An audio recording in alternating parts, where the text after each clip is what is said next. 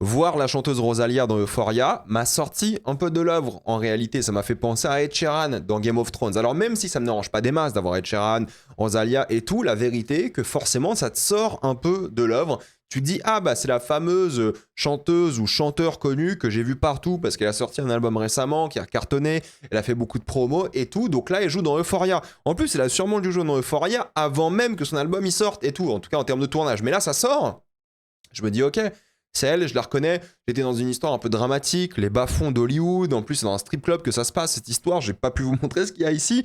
Et là, je vois une chanteuse que je connais. Bah oui, ça me sort un peu du truc, quoi. Je comprends les gens qui critiquent et non pas Ed Sheeran, mais son caméo, parce que t'as une série Game of Thrones, quoi. Saison 8, il apparaît, donc vers la fin, t'es à fond dedans, l'histoire et tout. Et d'un coup, ah, Ed Sheeran, forcément, ça te sort de l'ambiance, ça te sort du truc parce que tu le reconnais. Et en plus, là, c'était à son prime. Encore une fois, c'était quand il venait de sortir l'un de ses albums les plus populaires. Tout le monde en parlait. C'était vraiment le pic de sa popularité. Là, c'est peut-être pas le pic de sa popularité. On s'habitue entre temps parce qu'il y a eu des Ed Sheeran. Il y a eu plein de chanteurs, chanteuses qui ont fait des rôles entre temps, qui commencent à faire du cinéma. Donc, c'est moins choquant qu'Ed Sheeran. Mais forcément, ça te sort un peu de l'œuvre. Ça fait un petit peu bizarre. Et ça, c'est un truc un peu à critiquer. J'en ai parlé. Plateforme Rouge, la critique de l'épisode 2.